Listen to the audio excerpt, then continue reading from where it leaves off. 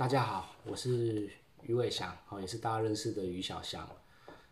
那今天呢还是一样，要跟大家做个广告。那这个礼拜呢，我相信大家都开工，先跟大家说一声开工恭喜，开工大吉。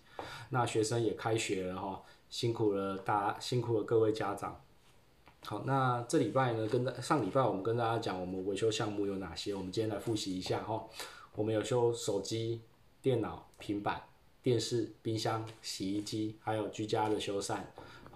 那手机、平板我们就不用多说，就是有什么问题找我就对了。那冰箱有什么问题需要找我？冰箱不会冷，上下不冷，或者是会滴水，还是有杂音，这我们都能处理。然后洗衣机不能脱水，不能洗，还是按开关没反应的，还是不会排水，还是水不会停的，我们也能修。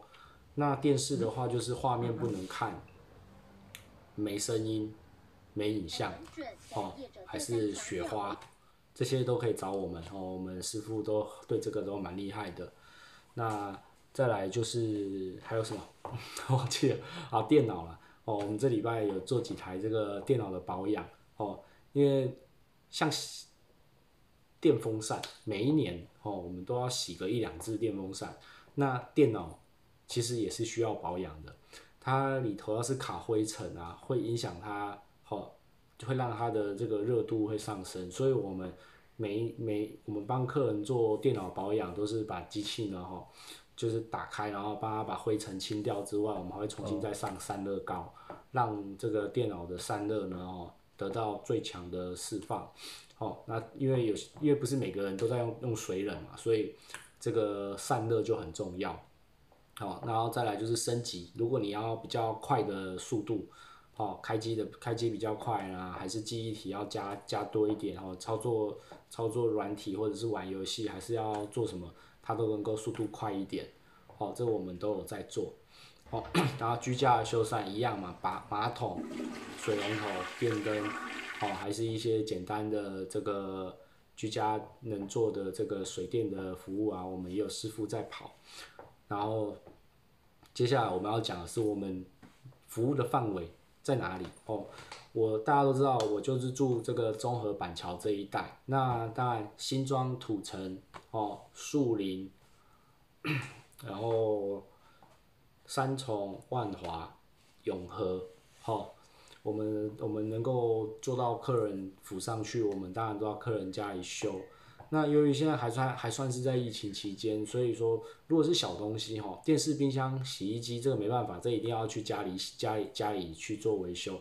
但是呢，如果你是这个手机、电脑啊、平板啊、笔电啊，我们要么你机器可以放在警卫室，还是说机器让我们带回来修理，修好再让你送回去，这也是可以的。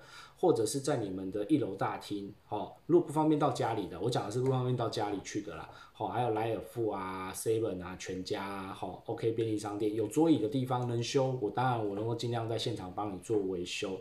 那万一是需要插头的，那我会建议就是到你们家附近的这个肯德基跟摩斯汉堡这2个地方，他们都有提供插头，供人使用。那我们只要在那边点个饮料或点个餐点，我就可以在那个现场的桌椅上帮你做这个维修的服务。那也是看这个机器的状况来决定啦，那不勉强，如果你家里 OK， 那我们当你家里修都 OK 的。那再来，我们这礼拜多了一个新的店点，在这个三重的崇安街，也就是重阳桥下，新庄过去重阳桥下去的一家这个龙猫便利店。这里头是我朋友，他特别是从宜兰回来三重这里开的，那就是卖的东西都是这个龙猫的东西，那个毛茸茸的龙鼠很可爱。有机会我到现场了，再多拍一些照片跟影片给大家。